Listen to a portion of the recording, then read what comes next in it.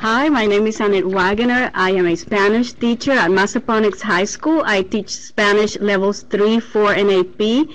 I also have the honor to be the president-elect of FLAVA, and I'm really excited and happy to be sharing today with you and to be mentored by Kessel. Good afternoon, everybody. I'm Izzy Kessel. I teach Spanish at Thomas Nelson Community College and at Old Dominion University. And I'm delighted to be with you this afternoon. As conference coordinator for FLAVA, I want to remind everybody that the FLAVA conference this year will be held in Williamsburg, October 4th, 5th, and 6th. The reason for the 3 days is that we're expanding and making it better for everybody. On the 4th, there will be an actual OPI training. And people can actually gain their certification as certified OPI trainers. There will be 50 places that the Virginia Department of Education has managed to get for everybody at no cost. You just need to apply for them and so forth. And they'll even cover the mileage and room. Okay. If there are additional need for more people who want to participate in the OPI, that will be available as well for minimal price. The proposals are online and we're ready to receive them. FLAVAweb.org, they're ready to go. We're looking for sessions, we're looking for workshops. So come on, join us. This afternoon, however, we're here to talk about differentiated instruction and what it is. And so I'm going to try to make the mouse work, if you'll bear with me. Okay. And I always like to begin with the end in mind. What is it that we're doing? How do we get there? And what is the trajectory like? So Stephen Covey says it best. To begin with the end in mind means to start with a clear understanding of your destination. And so consequently, we have some workshop goals. And I'm going to learn how to use this mouse at some point. There we go. Our goals this afternoon are to develop a greater understanding of differentiating instruction. We want to analyze methods of assessing students as a means of designing instruction to increase student achievement. And lastly, to establish a foundation for continued work on differentiation. The next slide talks to us about National Board and the 5 core propositions. If you're a National Board certified teacher, these are near and dear to your heart. If you're not, they need to be near and dear to your heart. They apply to everybody from kindergarten teachers to postgraduate teachers. This is what we are all about. And the 5 core propositions talk about good teaching. And I hope that's what we're all interested in, otherwise you wouldn't be wasting a Thursday afternoon with me. The first core proposition says that teachers are committed to students and their learning. That means that we know our students. We know how they learn best. We know what it is that they need to be successful. And so we design lessons to meet the needs of these particular students. And I have to tell you this, and as a side note, working with the Virginia Education Association on Jumpstart, a program designed to get people started on National Board, one of the summers, couple of years ago, I had somebody who talked to me and said, you know, you make me want to throw up. And I seem to have that effect on people somehow, so it doesn't really surprise me, but I did ask why. And he said, because ever since I met you and up until this point, you must have mentioned, that was that morning, you must have mentioned at least 5 times that what a good teacher does with lesson plans at the end of the semester or at the end of the year is takes them, tears them up, and throws them away. And I have designed my lesson plans. It took me 3 years to come up with good lesson plans that I've used for 20 years. And my response was, now I am the one who wants to throw up. And the point is that you don't have the same students all the time. You have to design lessons for your students. Okay? Second core propositions say that teachers know the subjects that they teach and how to teach those subjects to their students. So you alone are the determining factor of how you present the information and what it is that you want your particular students to learn at this particular time to meet their learning needs. Not because it says so in the curriculum guide or it's because it says so in the, so it's what they need. And then the third core proposition is that teachers are responsible for managing and monitoring student learning. That means that assessment, and we'll talk more about assessment shortly, assessment doesn't mean tests. It means that you are constantly assessing their progress. If you want them to speak, you're listening to their speaking and you're noting where they're strong and where they're weak, and you're adjusting the instruction to scaffold it so that they can better perform. Fourth core propositions is that teachers think systematically about their practice and learn from experience. That means that you know best what is going to work and what is not going to work. And as you know, if you have a wonderful lesson and you're in the middle of it and it is not working, then you need to change what you had planned in the middle of it and get the students where they're going, because keep going on something that nobody is getting anything out of is a waste of everyone's time. Okay? And then lastly, this is the one that I think most of us forget, is that we are members of learning communities. Our world does not end in the four walls of our classroom. We need to share ideas with one another and learn from one another. And I think this is the one big thing that in the teaching profession sometimes we forget. Enough with that. What is differentiated instruction? Here it comes. Differentiated instruction is that in which the teacher changes the pace, the level, or kind of instruction in response to individual learners' needs, styles, or interests. What I said before. You've designed a lesson for your particular students to meet their learning needs, and as you are presenting the lesson, you change the lesson, you adapt it, you massage it to where it works for those students. Okay? When I talk to people about differentiated instruction, I get very interesting responses. Oh my God, not another buzzword. Oh my God, this is going to be chaotic, everybody doing their own thing. Or, I don't know what that is. Okay? So here we go. We talk about it. I don't really think that we all know what it is. This is a quote that I love from Theodore Sizer, who says, "The fact that students differ may be inconvenient, but it is inescapable. Adapting to diversity is the inevitable price of productivity, high standards, and fairness to kids." So, I have taught for more than 30 years, and I have to tell you, I have never had one class where all of my students are at the same level, know the same things, have the same strengths and the same weaknesses and so forth. There are as many differences as there are students. And if I choose one path and to teach my class in only one way and create only one set of exercises or present the material in only one way, I might meet, maybe, the needs of one of my students. What about all the other ones that are sitting there? Okay. Something to think about. As we move on to the next slide, I'm not loving this. You think? Okay. I want to begin by reminding us all that I went too far. I'll try the other mouse in a second. We've been there. Well, computer literacy is what I need to improve on.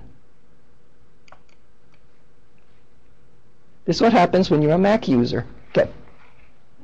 Differentiation is not chaotic. Think about it as an orchestra. Every instrument is doing its own part, and it all comes together beautifully. So it's not a situation where this student is speaking, this one is running around, this one is doing, no. It is very well orchestrated, very well articulated, and everybody is learning. Differentiation it's not another way to provide homogeneous grouping. It is not altering the same suit of clothes. You're not doing the same thing in a different way. And it's not adding more of the same to fill time, and it is not individualized. Okay? So what is it? I'm not holding the mouse. I'm going to try the other mouse. Actually, it is easier to use.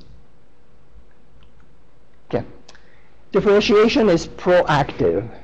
You are anticipating the needs of your students. It is also qualitative rather than quantitative. It's rooted in assessment. You're making decisions based on observation and data that you're receiving from your students.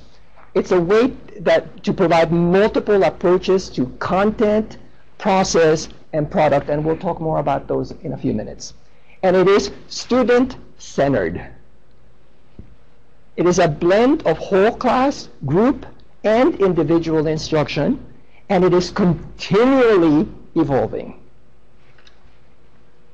No questions?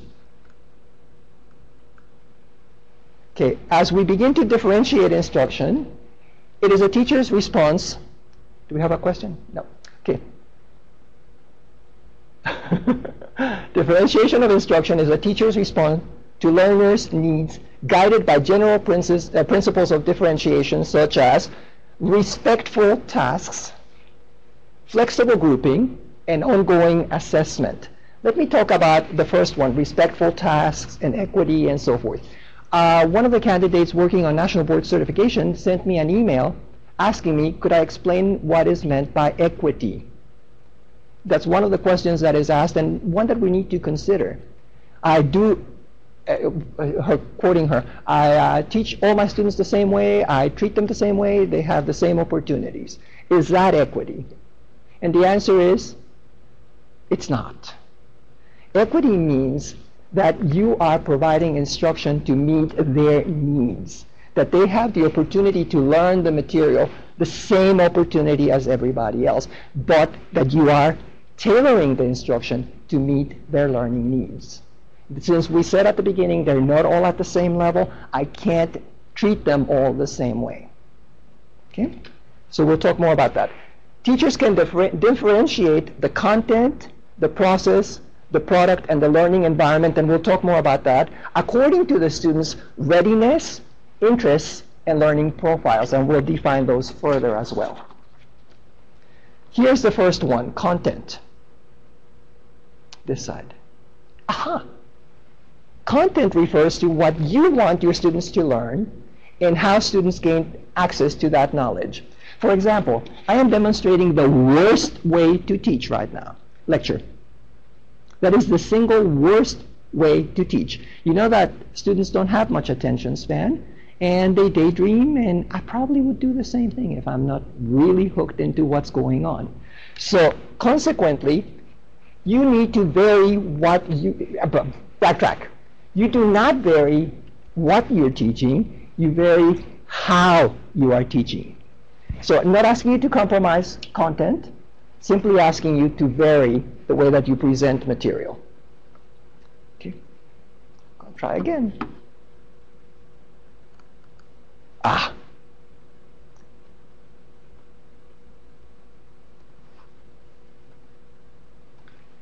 A challenge for me. Okay, I can modify the content by modifying the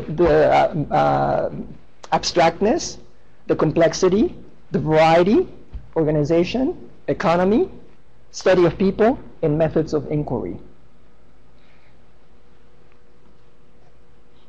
Oh, God.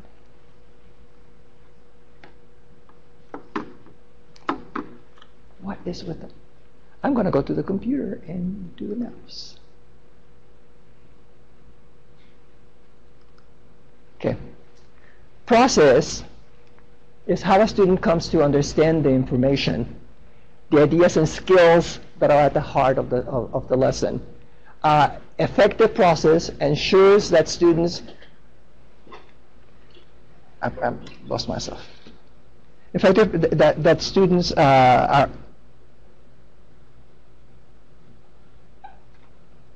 accountable for using the foundational information and implementing the skills of the unit. Okay?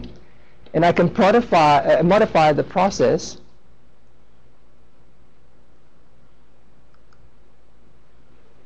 by getting them to higher level thought, open-endedness, discovery, proof and reasoning, freedom of choice, group interaction, pacing, and variety.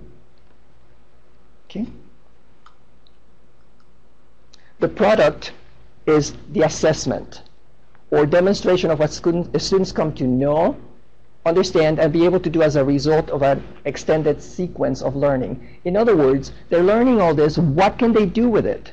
If you're teaching them vocabulary, can they only tell you what it means in English or in the language that you're teaching, or can they actually use it to express their ideas and what they want you to know?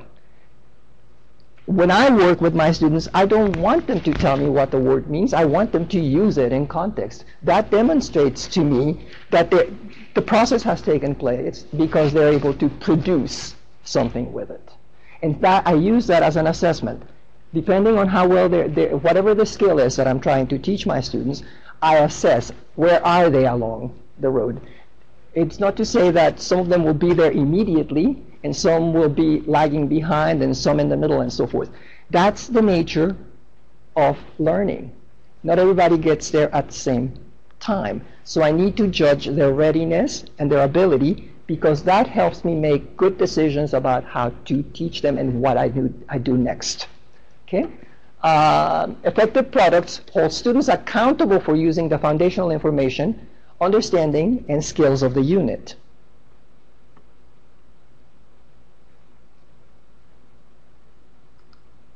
Okay.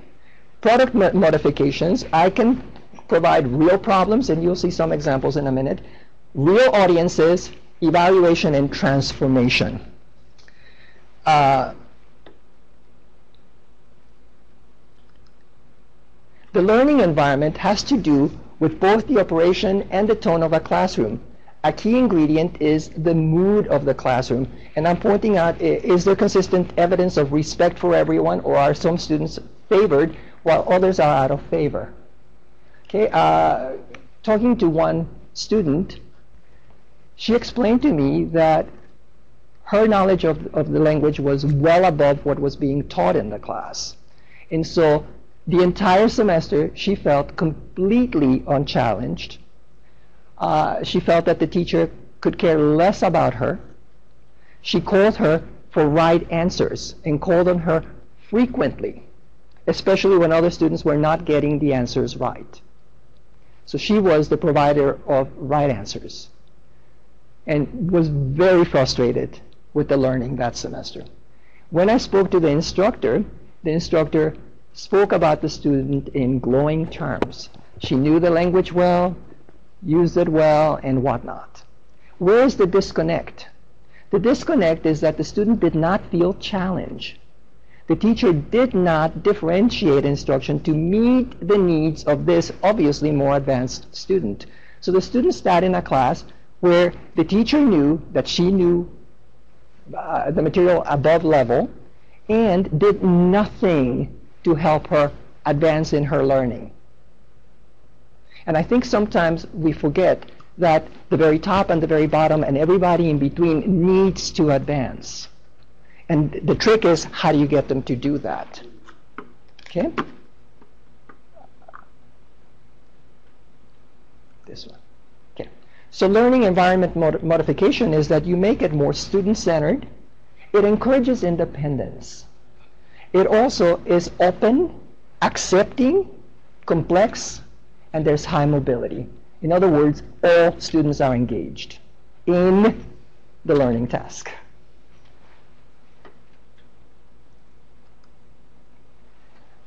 The difference between assessment and evaluation, then we're going to do an activity in a minute, is what is assessment and how is it different from evaluation? People sometimes think that assessment means tests. That is one type of assessment, but it is not the most important type of assessment.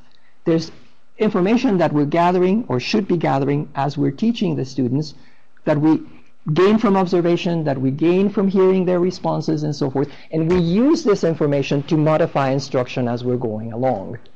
Okay? In differentiating instruction, assessment is used as a way for us to gather the information. In other words, where are my students? And then I look at their history, interest, preferred ways of learning. Remember that core proposition number 1? And lastly, I see their current knowledge and skills, and based on that, I design more activities. Okay? So here are some ongoing assessment strategies. Small group discussions. As your students are working with one another, you circulate around and you hear what they're saying, and you can see where they are. It helps you to assess. Whole class discussions, journal entries. Some students write much better than they speak, and others speak better. And so what? We're all different and have different strengths. We need to work on all of them. Skill inventories, interest inventories, pre-tests, student surveys, homework assignments, learning style inventories, and your observation. Okay, Annette, you want to lead everybody through activity number 1. Thank you.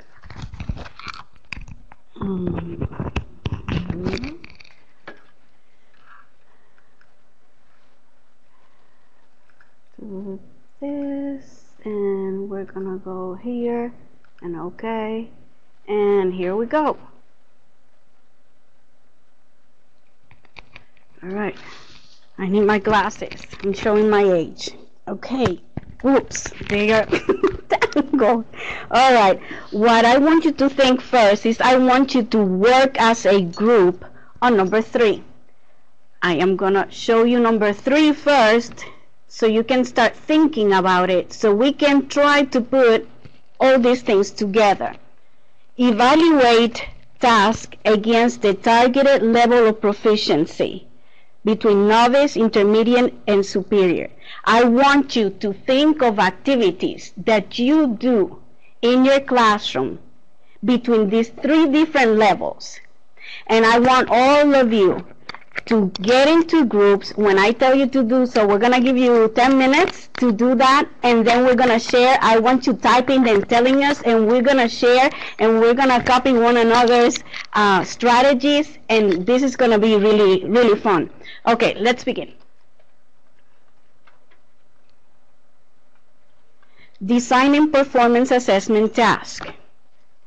Create a rich and engaging thematic focus. This is what Izzy was talking to us about. What is the target performance? Think about the unit you're planning. And what is the engaging thematic focus? What are you talking about? How do they want them to learn and develop and talk to you and perform?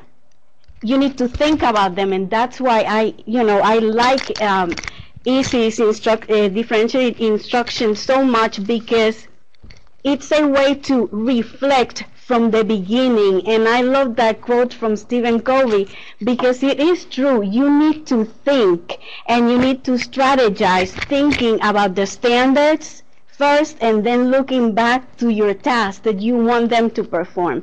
And this is some copies for the people that are here. I want to pass them out. Thank you, sir. So you can copy and gather some more information.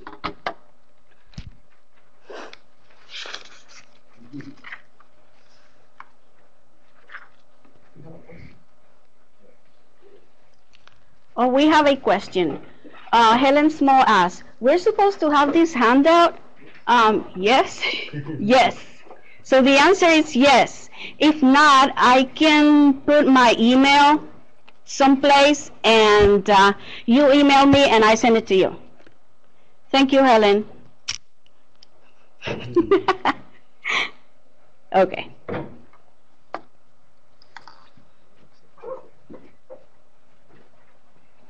I'll check my email again. Thank you, Helen. Okay, let's continue. Yorktown doesn't have it either. All right. What we're going to do is I'm going to give you my email address, and you email, and I'll send it to you. How about that? Is that, Dr. Goodner, is that correct? Can we do that at the end? We'll do that. Okay. Number 2. Identify what students need to do to demonstrate their learning.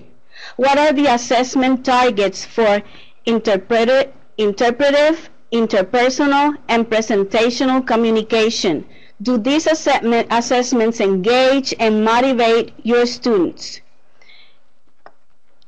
The interpretive performance focuses on interpreting meaning from what is heard, read, or viewed. Interpersonal, it is spontaneous, two-way oral or written exchange of ideas. That's when we negotiate communication information. And presentational performance, one-way communication. Number 3. Let's imagine that this is when we're going to have fun and we're going to learn from one another. Let's imagine that your focus thematic theme is traveling for all, novice, intermediate, superior. Sí, señor.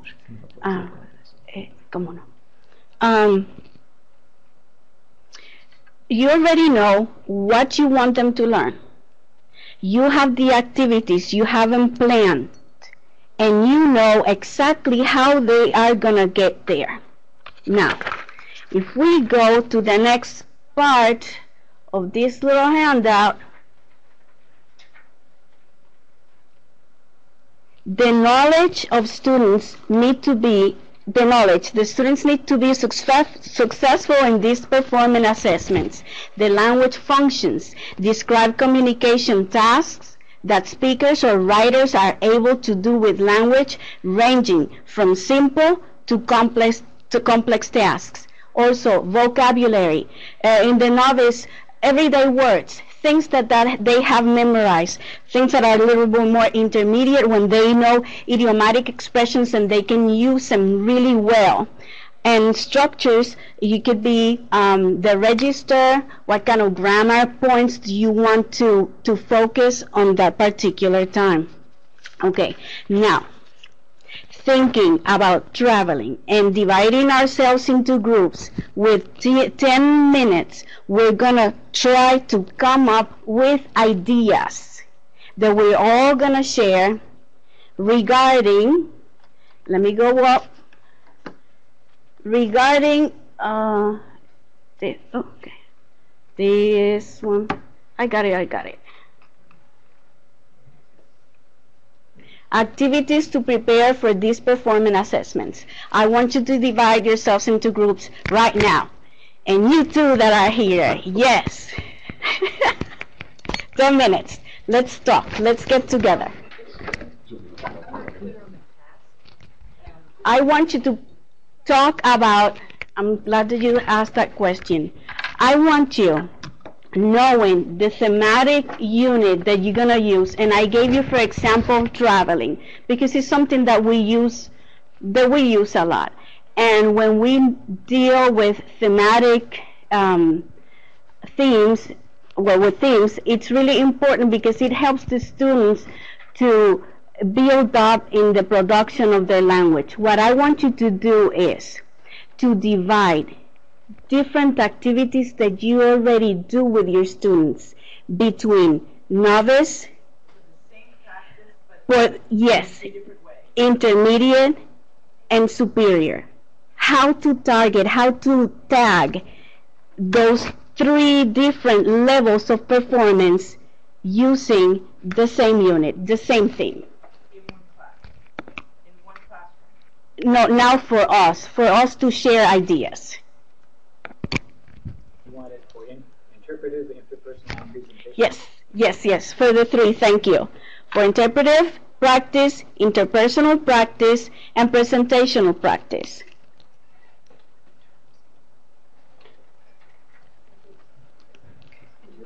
Okay, let's go back to interpretive performance. Focuses on interpreting meaning from what is heard, read, or viewed.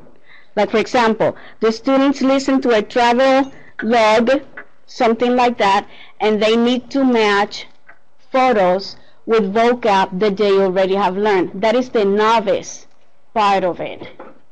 If you do interpersonal performance, that is a spontaneous two-way oral or written exchange of ideas, in pairs, they can get together, look at the same pictures, and then they can talk about likes and dislikes. That's really novice.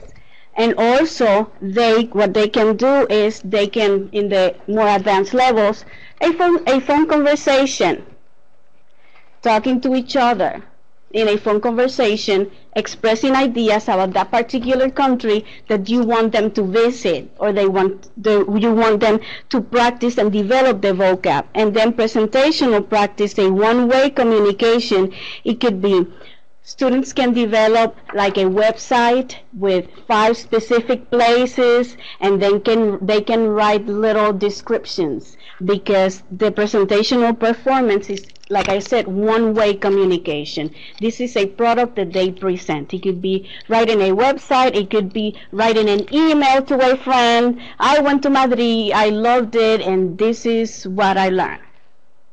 That's what I want you to do now. Is that okay? We have any questions?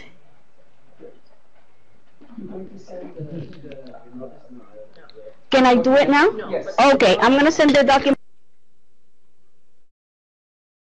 to share.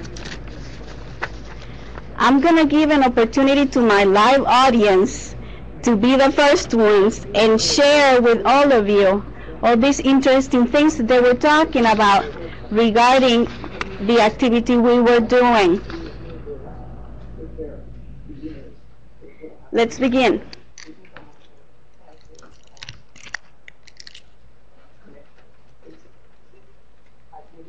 Okay, we're going to share now. Can I have some of you to come here and share with us so everybody will? Okay, come on down. Tell us who you are, where you're coming from, and... I'm Dr. Porter from Southern Virginia University.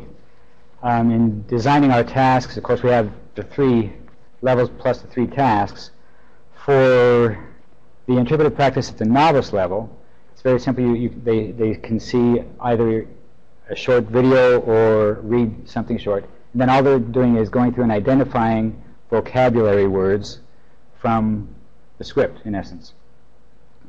And with travel, that would be, okay, hotel, swimming pool, and on they go, identifying the various ones. For the interpersonal practice, one method would be to use the question words, so that they are then identifying a trip that they took or that they would like to take, and say, okay, where? Disneyland. When? Next week. And go through the various question words to identify short phrases or words that they can pull out. Presentational, again, with the presentational, since they don't know much, we can simply do a prompt, I like, dislike, and then things about travel. I like big hotels.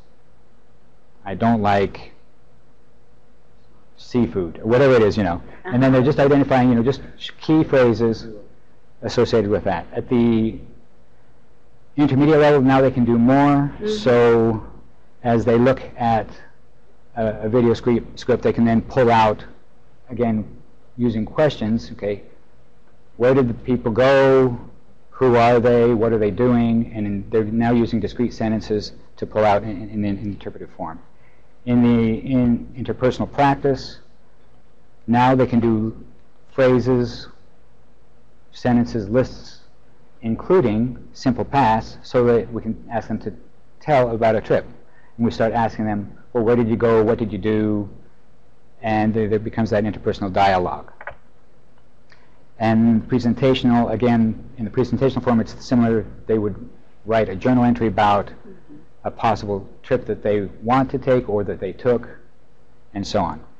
The superior level, of course, is much higher, and so in responding to either a written document or an idea about some aspect of travel, they're now analyzing, hypothesizing problems, what could happen in this situation in the interpretive mode. And in the interpersonal, of course, we're then pushing them to express hypothetical situations. What would you do in this situation? You ran out of gas, and so on. And then we present the problems that they have to solve at the superior level. And then at the presentational level, again, they have to defend and present appropriate evidence based on some aspect of travel.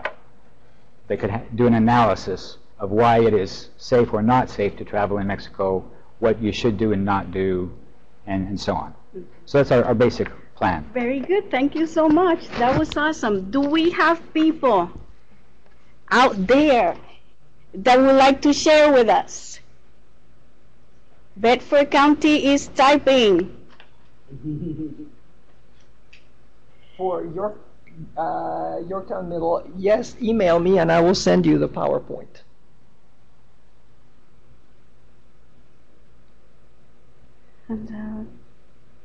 Okay, we have a chapter on natural disasters. Initially, we get the students to identify the disasters and weather-related vocabulary. For interpersonal, students can act out the roles of witness and reporter and discuss the disaster, like a fire. Very good.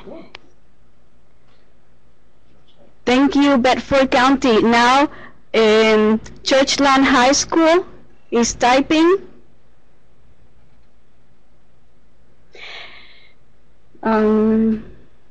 Posted somewhere, email. Yes, it will be.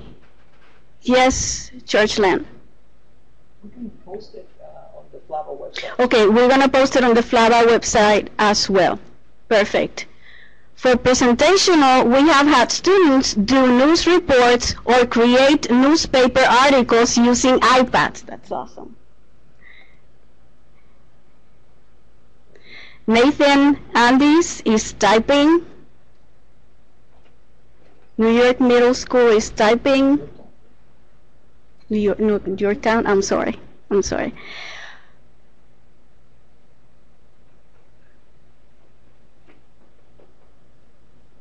Let's see. Yorktown Middle is typing. We're waiting. We are indeed.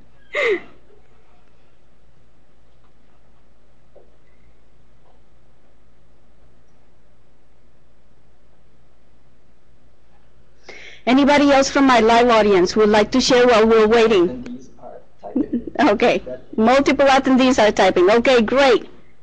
We have the students pick an imaginary place and tell what you did or do, what you eat.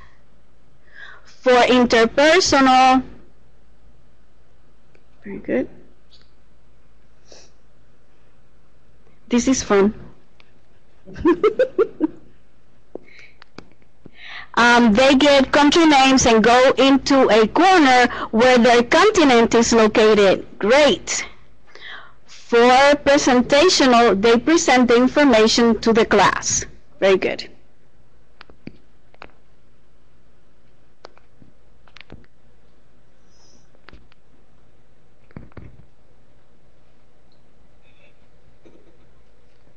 Do you want to share with us while we wait?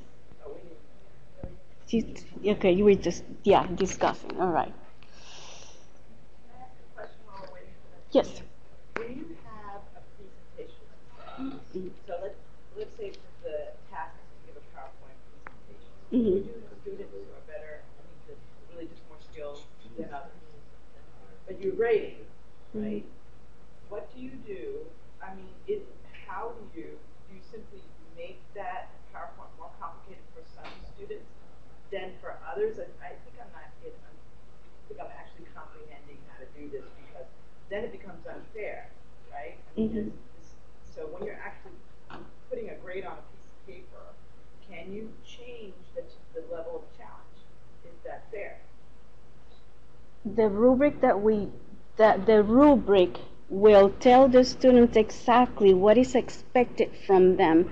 And actually, the less we change the rubrics, the better it is for them, because they understand how and how great they need to perform. I don't know if I explained that. Let me add to this. When I was teaching high school through the IB program and AP program, I used exactly the same rubric from level 1 through 7, 6, whatever it was. And in college, I used exactly the same rubric in my 101 classes that I use in my 407s. It's exactly the same rubric. I interpret it, for example, when it says use of complex language. What is complex for a 407 is not the same level of, or the other way around. What is complex for a 101 is not the same thing as what is complex for a 102 and so forth. In one classroom. Can you repeat the question? Yes. So Sorry. The question was, how do you grade students fairly if you don't hold them to the same exact level? And the answer is, you're holding them to the same standard. Your interpretation is going to change according to the level. In the same class, the expectation is that they'll be able to, let me backtrack 2 steps. In the same class, I don't ever assign one particular task. I give them a range of tasks. Either they pick them or I pick them for them. And then they perform based on that particular task. I think it's boring for me personally and for my students to see a presentation on the same thing over and over again, just a different version. It is much better to give them a menu and for them to select, and then using the rubric, I can grade them on their particular task. Can you give an example of that rubric that you were mentioning, for example, in all of your classes? Say one rubric. But it's very detailed. So I'm going to tell you basically, the point is to compare apples to apples. So if it's in speaking, I'm looking at their fluency, the correctness of their pronunciation. I'm looking at the vocabulary that they're using, how rich, precise, and so forth it is. I am looking at the grammar, how it supports their speaking. There isn't, they conjugated this verb right, so no. It's how did they use the grammar to support the whole process, the whole thought process, how are they communicating. If there's interaction, I'm looking to see that they understand the question that is asked and the response. And I have to tell you that whenever I do speaking assessment, it is never rehearsed. It is never memorized. It is never written. They have a topic or general topics, and then they pick a partner and present. Okay, and we practice this all the time, so it's not anything unusual for them. I mean, this is what I want to say is assessment to me needs to be ongoing, and tests should reflect the way you teach. So if my students are used to speaking all the time, and this time it's for a grade, it's no big deal because they're used to doing this on a daily basis. With the writing, again, specific rubrics as to what I'm looking for and so forth. Okay. But I think, though, the way to go is using rubrics. Not 1 point for grammar. To me, rubrics is what gives the equity and the way to be fair to every student. And we were discussing before, and as you can see, I'm much better without the slides and without the equipment, because then and I apologize for that, I just get flustered with that. But the bottom line is, with assessment, with teaching and so forth, it is best, in my opinion, to work with what you have. This is the content, this is what you want them to do. When we get back to work, I want to show you a couple of slides. And I'm going to tell you before you see the slides, what I did in confession. I grabbed a textbook. I opened it to a lesson. I picked a topic from that lesson. It happened to have been a Spanish book, but I decided that I was going to do it as a French example. And I'll show you how I did this raft activity. That is one of the activities that I want you to work with. It's an easy one to work with at the beginning, and it works for all levels. So if we can go back to the slides for a minute, unless you still have some. Yeah, we're going to read all the things that people have posted. For presentational, they present the information in the class. For interpretive, the students watching the presentations, students need to answer question in chat about each presentation. For interpersonal novice, write and respond to a postcard. In intermediate, same activity in past tense. Advanced, Skype with a future host family to ask and answer questions about the family and city. From Roanoke County, novice, do an audio recording to describe a travel picture. Intermediate, superior, choose a work of art or music that tell how it relates to its particular country of origin. Now I got, let me see the others.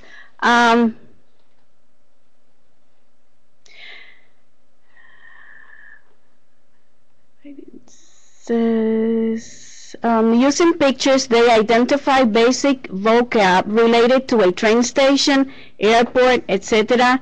Can be done with or without a word bank. Interpersonal, simple dialogue with set phrases where they navigate checking in at an airport, train station, perhaps boarding.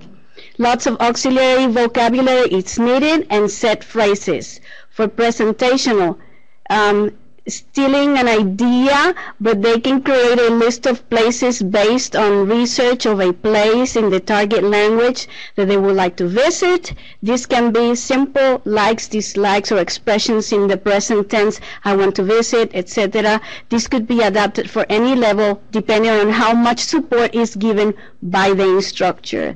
Dialogue, all of those mentioned ideas could easily be developed with use of other tenses to make them qualify as intermediate superior. Narratives of a fictitious strip based on research with use of past tense. Liked Easy's reference to the IB rubrics, strongly encourage all teachers to look at them. Language, cultural interaction, message, and scoring builds UP from 0 or from any other program as proficiency is demonstrated rather than points taken off in a mythical perfect project. Very good. Thank you for all those. Those are really awesome. And then to finish my my little presentation, I just want to tell you something that has really worked for me as a teacher. And it is the fact that as teachers, we need to reflect in what we do. We need to constantly ask ourselves the who are the participants, the what are the goals, the where, the setting, when, how, the tone, and the norms of interaction, and also looking through, for example, the Bloom's Taxonomy guide that you might have, to check it against what you want to do, to develop them and to pull them to the different levels up from remembering all the way to creating. And that is my part, and Isy's going to be back with you. Thank you. You're welcome. As we're getting the PowerPoint presentation up again, but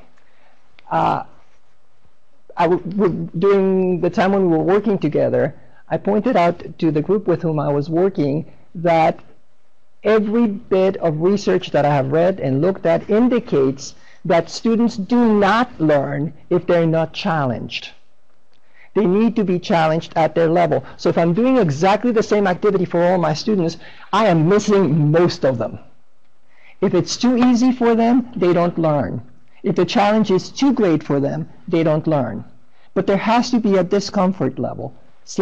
In other words, what I always say to my students and to myself, if this is the bar that I have set for this particular student and he can reach it, then I'm going to bring it up just a teeny bit more. Okay? I'm never going to put it here where it can't be reached. It's just going to be slightly over the reach level. And so as they're stretching and starting to reach it, then it moves up again and so forth. Okay? But it's never below level or where they're not learning anything, because then they're discouraged, and that's when learning doesn't happen, and it all falls apart. Bottom line, let me show you. This is not what I want to show you. Let's see if I'm running ahead because I think it's going to make more sense if I do the raft activity with you all first. We'll talk about all this. Raft activities, that's what I want. I'm completely stupid with the mouse, obviously. Here we go.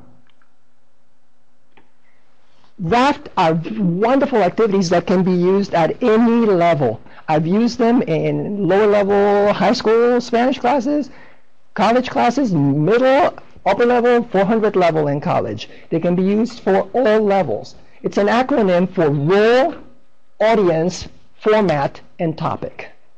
And so in raft activities, the students take on a particular role, and they develop a product for a specified audience in particular, in a particular format, and on a topic that matters most in a particular segment of study. So what I mentioned to you and confessed before is that I just opened a textbook at random, and it had to do with travel. And it seems to be a topic that no matter what language you're teaching, you're talking about travel, right? And so rafts offer teachers great flexibility to plan for student readiness, interest, and learning profile. Okay? And teachers may wish to assign particular rafts or let the students make the choice. I'm big about letting them have a choice and have a say of what they're doing. Seldom, I'm going to take that back, I have never said, this is what you will do. This is the only topic you may have, and you can only present it in this format. Okay? There are choices. I give some samples and choices, as I'll show you in a second. And then my favorite one is, if you don't like any of the ones I came up with, come up with one of your own, but check with me first to make sure that this is a valid example. Okay? So here is how this developed.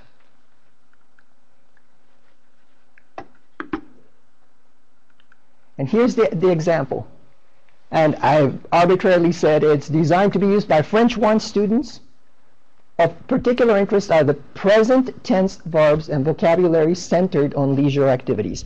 And if we change that from French 1 to German 1 or Spanish 1 or any language 1, this works. Okay? The goals. And I always have goals. If not, I don't know where I'm going, to begin with the end in mind, right? They need to know the names of French-speaking countries. Okay? They need to know the basic geographic features of those countries. They need to know the conjugation of present tense verbs. I didn't say which verbs, present tense verbs. They need to know vocabulary for leisure time activities. What vocabulary? It's going to depend on the student. Okay? They need to understand how a country's geography affects how its people spend their leisure time. And they need to research a francophone country to determine its geography and predict leisure time activities in the country based on its geography. And then they communicate the information that they've gathered and so forth in the target language. We want translation. Okay? And then here's how it looks.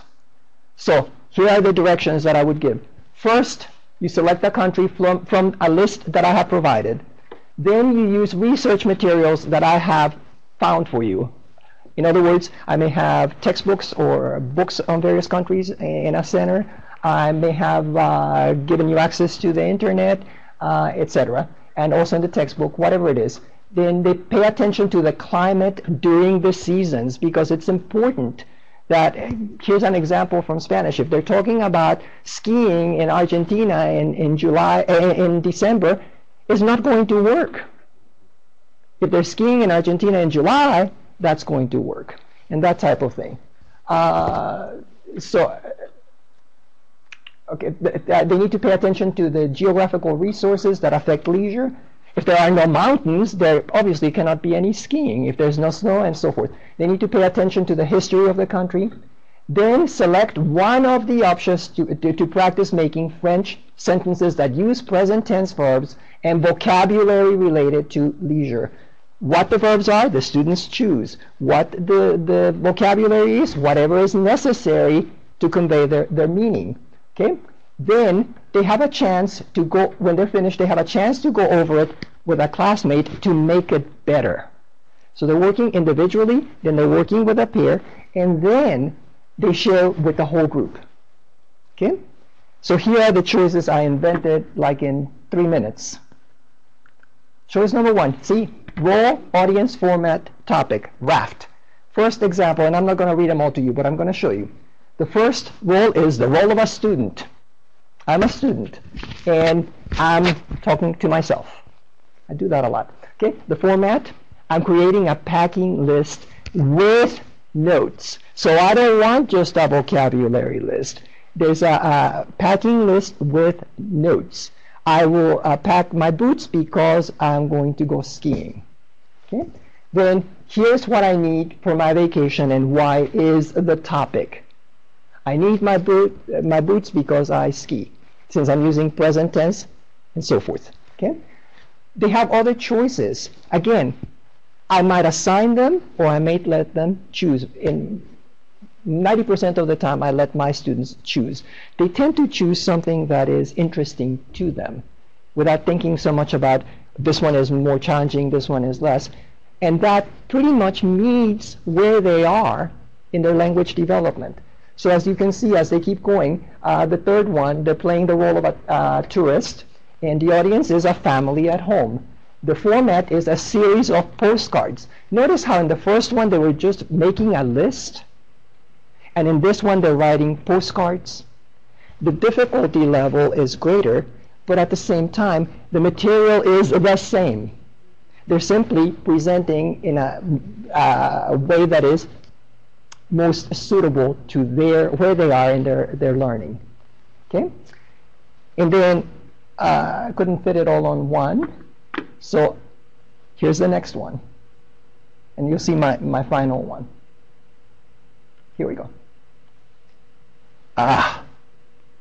These. When you are a Mac person, let me tell you, these things, I don't know what I did. How do I close it? Close. Imagine that. Okay, let's try this. Here are different ones. See, it gets more complicated, and what they have to do, travel posters with narration. It's not just labeling. An informational feature for the last one there. And if you look at the last one is, fill in your choice here. Check with me for approval. So when they give me their choice, they need to have a role, they need to have an audience, they need to have a format, and they need to have a topic.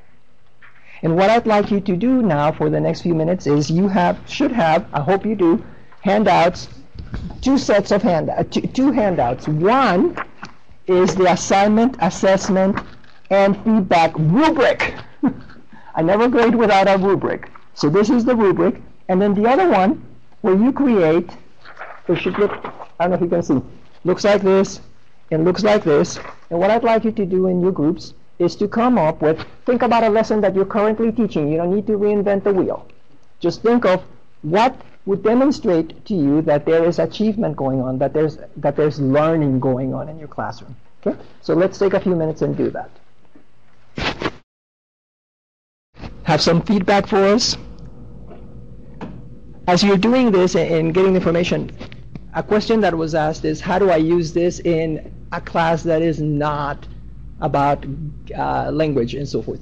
If you're teaching a literature course, or if you're teaching an upper level course, this is easy to use. The raft works well. If you want to know if they read the material and they understood the material, you can assign or give them the choice of, this is the role. You are this particular character. This is the audience. This is the task.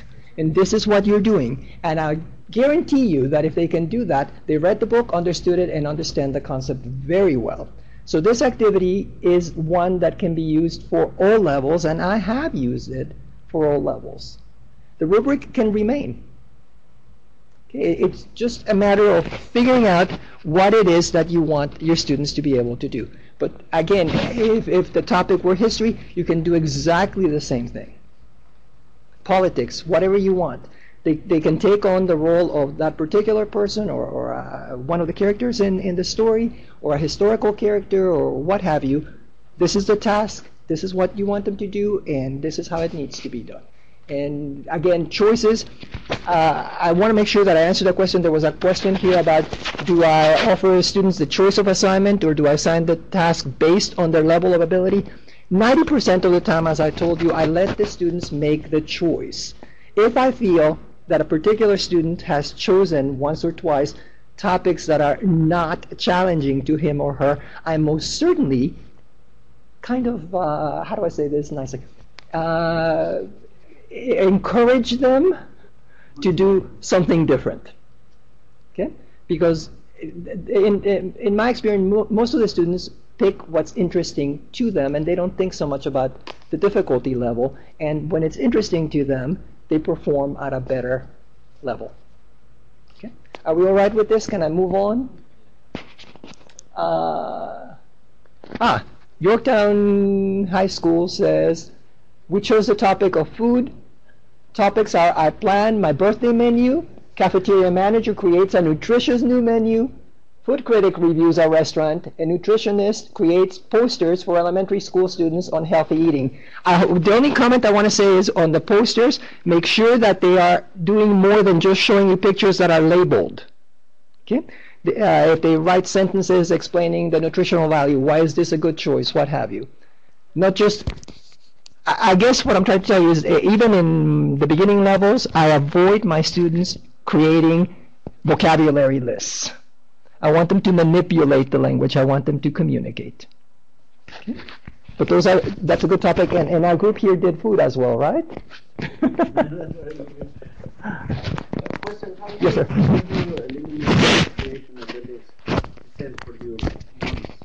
Because what I'm asking them is, for example, with the packing list, it's a packing list and the reason why. And if you noticed, let me go back to that one. The first one was the list that wasn't really a list. The packing list with notes. Here's what I need for my vacation and why.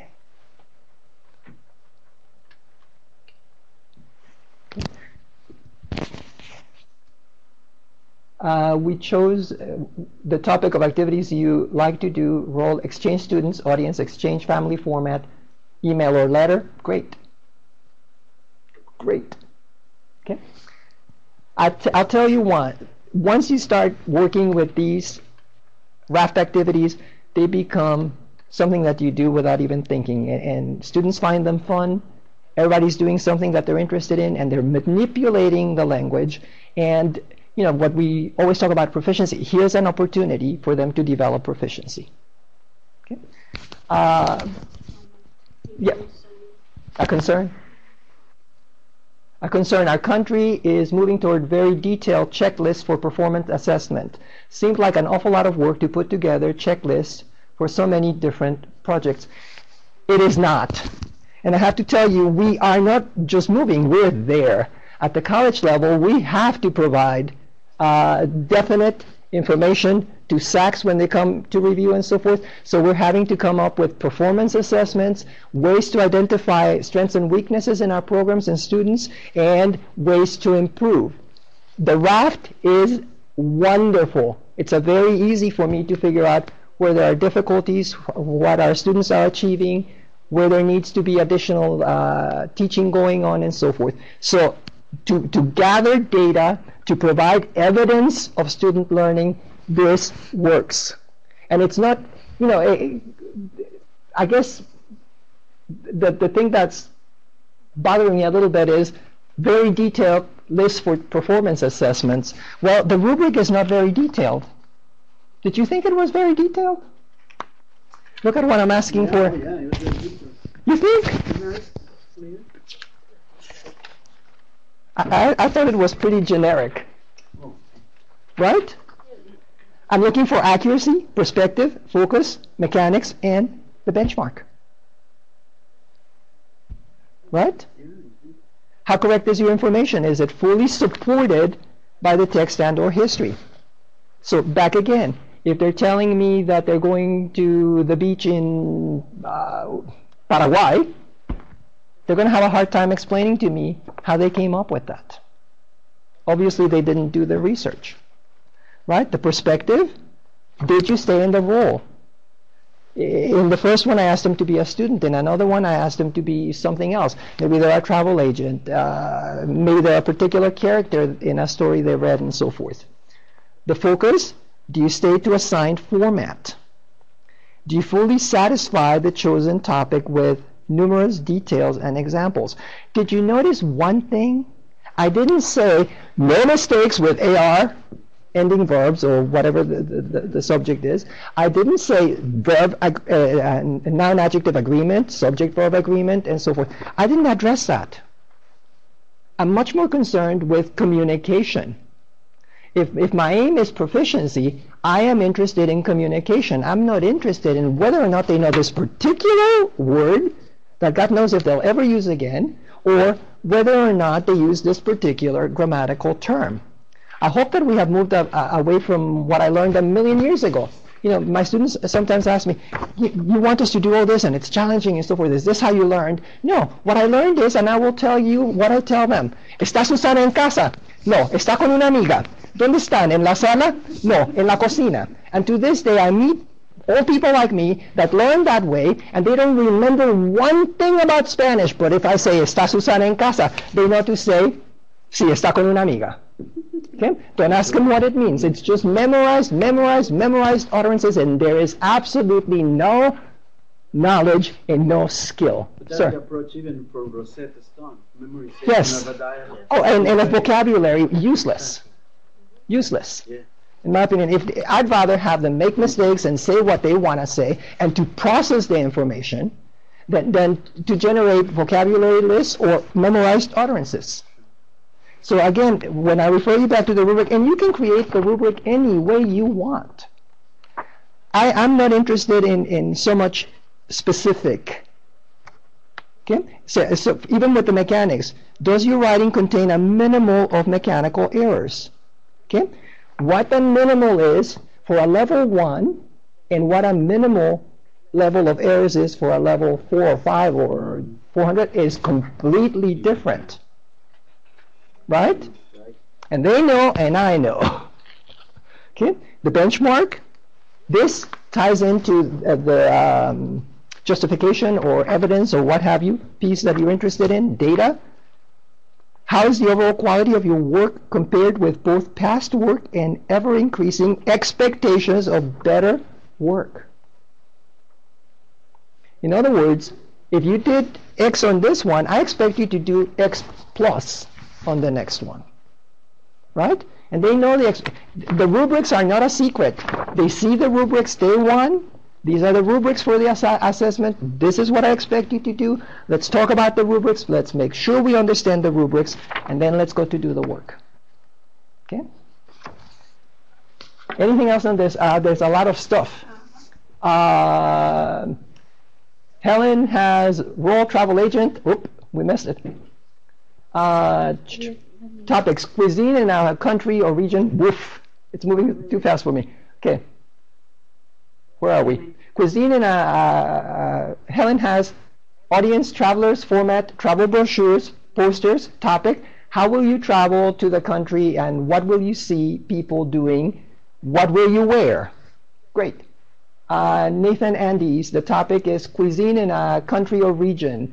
One is the role food writer, editor, publisher, writing any length determined, specifics of signature dishes, their characteristics, chef and TV studio audience, presentation, execution of a dish with relation to its region, simple or complex. Third, role, home cook, audience of friend, conversation and critique of a dish and discussion of its origins. Another one is the role of a TV producer, advertisers, audience. Format is persuasive writing or speech. And the topic is pitch importance of food or dish and its relationship to the country or region. Great. Again, travel agent, potential traveler, conversation or speech, qualities and examples of why the food in the region or country is worthwhile and its relationship to the culture. Wonderful. This is great. This is great. What are the two roles that you have in the bottom, the four ones? I'm a student, native, and the other two I cannot see. Tourist. Tourist is the third one, and the fourth one? Fourth one is travel agent, a potential traveler, and it's a conversation or speech. Travel agent. Yeah. And then qualities and examples of why the food in the region or country is worthwhile and its relationship to the culture. Yeah, there are 2 3s in the story. Can you clip this in your... Yes, I will clip it. I think I'm technology challenged. Anyway, once you start using them, I think you will like them.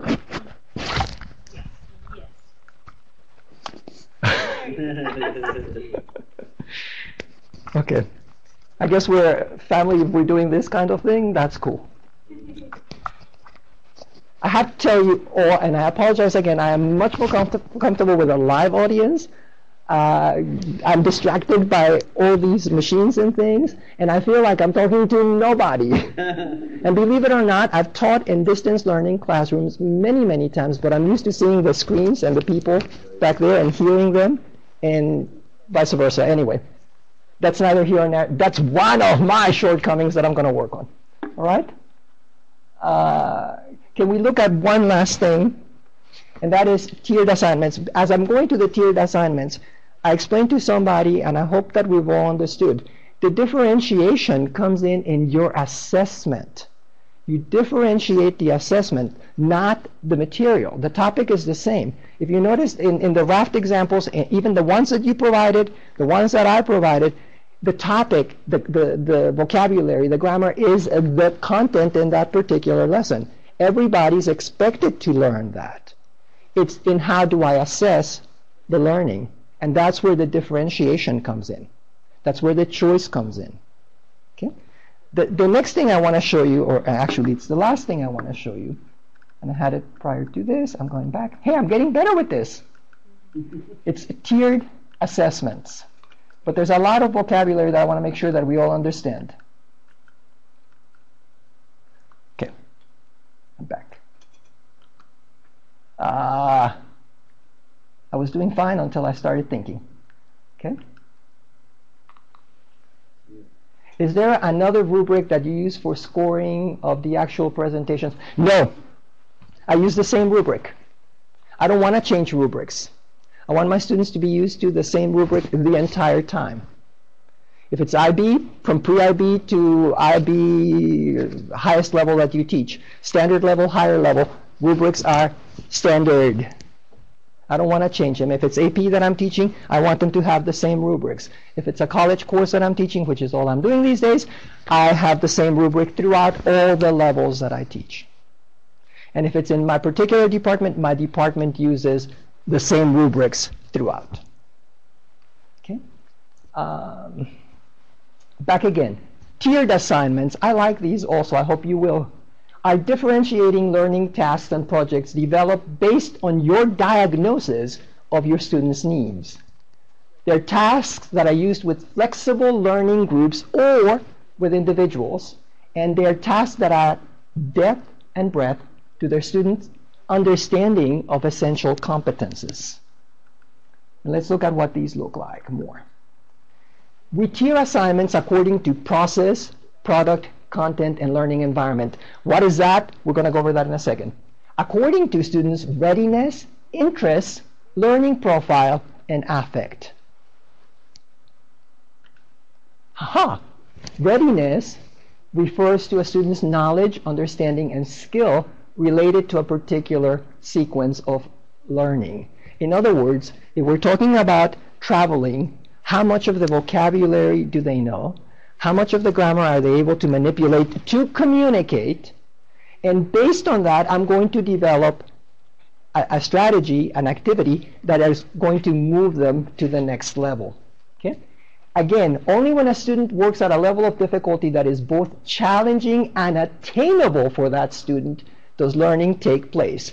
I do want to, again, reinforce the idea that this is, the student works on a level of difficulty that is challenging and attainable for that particular student. That's why I don't have a blanket. I keep moving out of range. You don't want to see my ugly face anyway. As long as you can hear me, you're fine.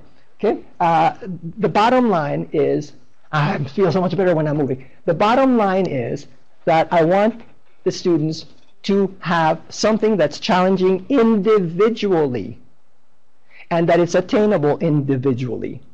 So if my assignment is the same thing for everybody and my expectation for everybody is exactly the same, it's too low for some students, too high for others, and just right for probably none. Okay? And then, as readiness levels in a class vary, so must the complexity of work provided for students. You saw that in the raft. Interest refers to topics or pursuits that evoke curiosity and passion in a learner. In other words, it's not an interest that they necessarily brought to class. Maybe I'm helping them develop new interests. I'd like to think that as we go through material and learn information and so forth and learn about countries, that's exciting to me. I hope it's exciting to them. And maybe if they start figuring out a particular topic that is of curiosity to them, students often ask me, how do they do this? What do you think of that? And so forth. And my answer is, let's look it up and learn about it and then share with us. Okay? So highly effective teachers attend both to developing interests as yet undiscovered interests in their students. So developing the interests that they bring to us and helping them find new ones. If I'm doing exactly the same thing, exactly the same assignment for everybody, everybody's a travel agent, everybody's buying a ticket, everybody's paying $2, everybody, boring. Okay? And students and all of these things, by the way, are not my personal crazy opinions. They're based on research. Okay? And if you want the bibliography, I can provide. Okay? Students whose interests are tapped and deepened are more likely to engage and to persist in learning. There's nothing worse than boring because you've lost them. Okay? This is when I get crazy with these things. Sorry. Learning profile refer to how students learn best. We used to call it learning style inventories, different ways of talking about this. We all learn in different ways. We have preferred ways. We can't always work with our preferred way of learning. We have to have other ways of learning because it can't be so comfortable. But somewhere, as I'm rotating the tasks and the activities and so forth, there needs to be at least one that fits into my learning style, my learning profile. Okay? So learning preferences are affected by the learning style, intelligence preference, culture, and gender. I need to be aware. These are all part of equity. Then more students will learn more effectively and efficiently in classrooms that offer and support different modes of learning. So what I'm telling you is, I love the rafts. But does that mean I do rafts every single day? No. I want to do other things. Raft meets the learning styles of some of my students, but definitely not of all of my students. Okay? I still want them to have variety. This one. I'm getting better. Affect refers to how students feel about themselves, their work, and their classroom as a whole. The student that I talked to you about is a real student that I interviewed. And she was bored to tears in that class. And so she didn't feel very good about herself. She didn't feel that she had learned anything that semester. And yes, she got an A and learned nothing. In fact, she was quite discouraged and didn't think that she could go up to the next level because she hadn't learned anything. Okay? I think I can't say that we're all 100%, or me. Let me be specific. I can't say that I always tap into 100% of my students perfectly well, but I'll tell you what, I sure try.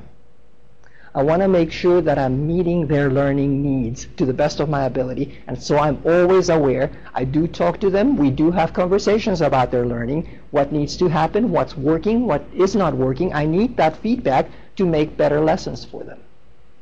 Okay? And I want them to feel good about themselves and about what they're learning in my classroom. So a teacher in a differentiated classroom attends to students' emotions and feelings as well as to student cognition, as the two are inextricably bound. And then positive student affect is far more likely to support student learning. Okay? Next. Here is an example of, based on readiness, tiered by content. Okay? They're interpreting food labels. For the bottom base level student, not quite ready, he or she will create a poster that describes information provided on a food label that they will need to help and follow dietary guidelines. In other words, it's again not just a list. It's much more than a list. It describes information provided. Okay? Just ready? This student is going to compare the nutritional value of beverages based on the dietary guidelines and information provided on food labels. And they rank in order from least to most nutritional value. So they're manipulating the information.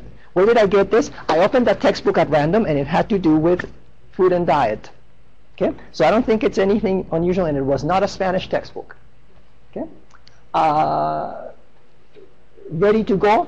They plan a day of menus for a family member that has just been diagnosed with heart disease. And lastly, each team, this is group work, will explain the reason for their choices. So there's a speaking part, or I can have it in writing. Okay? But there's an explanation. It's not, I just picked this. I don't want lists. I want to see some manipulation of the language. Okay? I have other examples for you real quickly. Another one tiered by content, advertising or propaganda. Okay? Again, I opened the textbook at random. That was the topic. Just ready. They review the ads in a teen magazine and they identify each propaganda technique. Again, this is not a level 1, obviously. Bandwagon, testimonial, slogan. Okay? And they make a collage or poster illustrating the techniques that they found. Okay? Ready to go? Review the ads in a teenage magazine. They examine the characteristics of the ideal teen girl and guy portrayed in the ads. They create a collage or poster to share their conclusions about an advertising's portrayal of the ideal teen. This is a wonderful way to then engage in, for example, a Socratic seminar. Again, according to readiness level and so forth. But in other words, what I'm telling you with the tier assignment, this is not where they begin and end. This is where they begin, and you can expand them. They can do follow-up in writing. They can write their reflections. They can write an editorial. They can do a million other activities based on what they've done in class. Another way to connect learning. Where am I? Okay. Here's according to process and product. How do consumers make wise buying decisions based on relevant criteria? So they're just ready, they choose a product and review consumer information about it in publications such as consumer magazines, identify relevant criteria for deciding what they should look for when purchasing this item. All of this information can be found on the internet in Spanish or German or whatever language you teach. They're ready to go, chooses a product and interviews at least 3 people who have bought it. They identify criteria those people used in making their decisions to buy. If they don't find real people, they can invent it. It's a conversation. It goes back to the different ways of communicating that you worked with Annette, right? And it's tied to the standards. It's tied to the national standards. It's tied to our SOLs. It's tied to language standards. Okay? As you design tiered activities, you form groups according to language and level that you teach. Then use a competency from your curriculum. You can collaborate with team. Remember that last little piece with the 5 core propositions? We're a member of learning communities. What's wrong with collaborating with colleagues and picking their brains and coming up with something better? Okay, so you get together with team members. You create a tiered activity with at least 2 levels. Okay, and then you're prepared to share your activity with the group.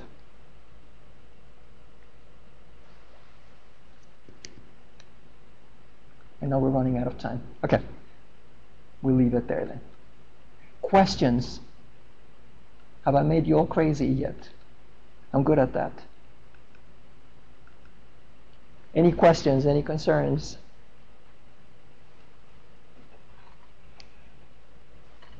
Sir? At some point we have to give a grade.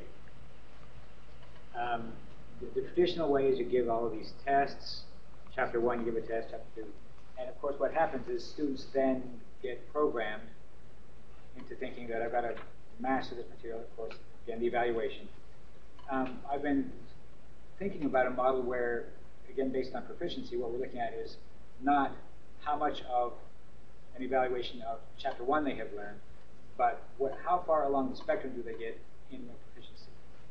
Could we base a final grade, again, using this system, to say, this student is ready to go, this student is just ready, this student is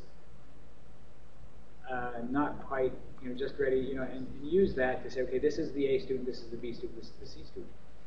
And the answer is yes. And it's all in how you design your assessment, tests, whatever it is. And you do, I'm not going to tell you I don't have tests. They're not the only grade I have, but I do have tests. And so it's all in how you structure your tests. My students laugh about the papers that they get from me. They might have 4 pages, and if they take all the writing that I have included, it might amount to half a paragraph. Because I'm much more interested in what they can do than in whether or not they know this particular spelling or this particular ending and whatnot. Now, the assignment, the task that's difficult for you is in designing a question that is going to evoke enough of a response that you can look for these things. Obviously, I'm interested in them being able to conjugate verbs, understanding tenses, and so forth, but only to support communication. I'm interested in them knowing the vocabulary, but only to express their opinions in order to communicate real language, rather than, I don't want to say anything. There are some people out there, some teachers out there, who still teach the way I learned. And look at me, I'm ancient. This is, education has evolved. The way that we do things has evolved. I don't know what purpose it serves for me to have a test where I have 50 vocabulary words and I write them in the target language and I want them to translate them to English or vice versa or a variety of both. That serves absolutely no purpose to me. So I might have a test, I do need to know if they know the vocabulary, where I might give them 10 vocabulary words, and the task is choose 5 or 6 and define them in the language. Okay? Show me examples and so forth. How are you using it? They're always, in the beginning, very surprised that I don't use matching. Fill in the blank with one of these choices, A, B, C, pick out the right answer. I'm not interested in whether or not they can do that. I do love word banks. Okay? And, as one of my students said, but, in order for me to do well on this test, I need to understand what it says, and I need to know what the vocabulary word is. Imagine that. So it's all in how you structure the test. But yes, a raft activity can be done orally, can be done in writing. Tiered activities can be done orally, can be done in writing. These can be done individually, they can be done in groups. I do want, and I mentioned to you with the rafts and with some of these others, I do want them to work with their peers. I do want them to get feedback from one another. And I do want them, when they work with a partner, to work to improve what they've already prepared. Question? Okay. How do you present information and grammar at the most basic level, get them at the level where they can complete those tiered process activities with some success?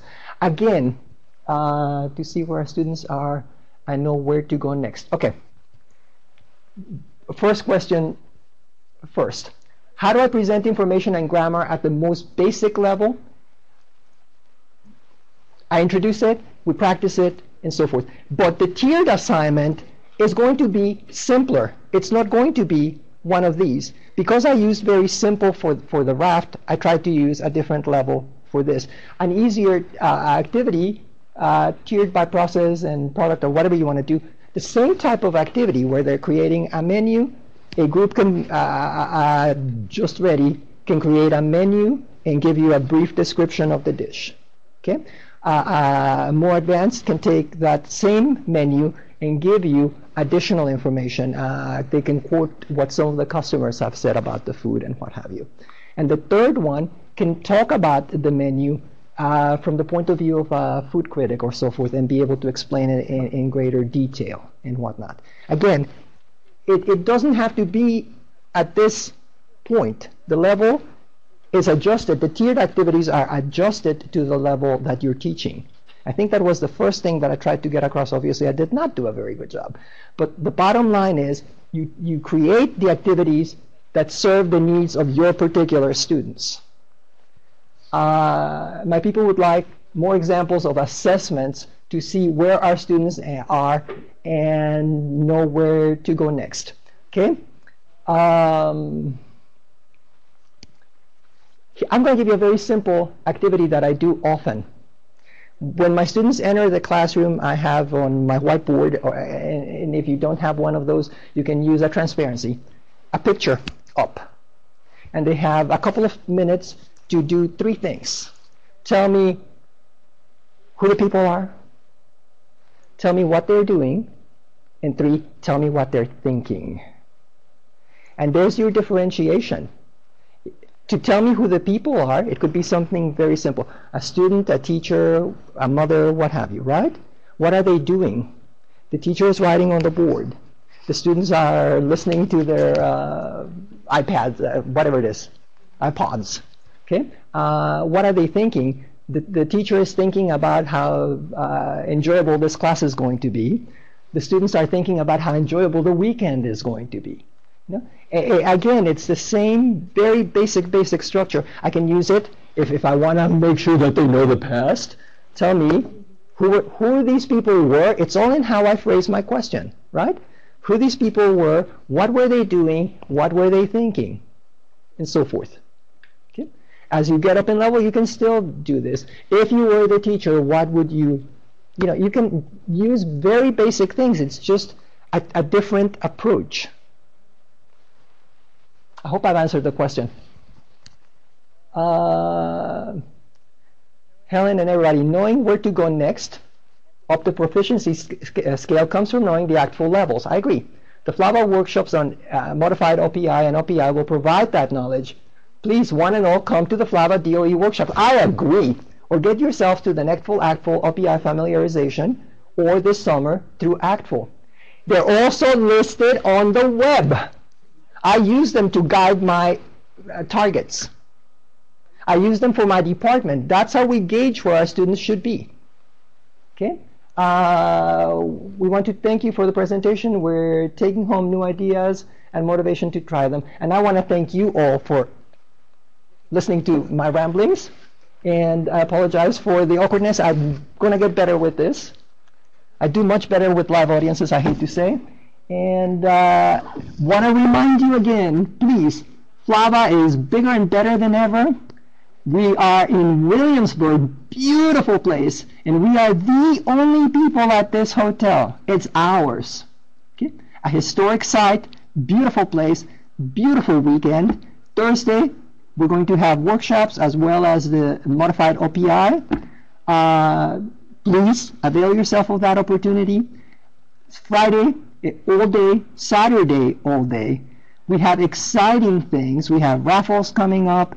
We have, I don't know if I should tell them too much. We have a vendor who is interested in doing some demonstrations, some cooking demonstrations, and guess what? We have a room where cooking demonstrations can go on, and then is planning to do a beautiful reception with authentic foods and beverages. The point is that this is going to be a wonderful FLAVA, the beginning of our 101st year.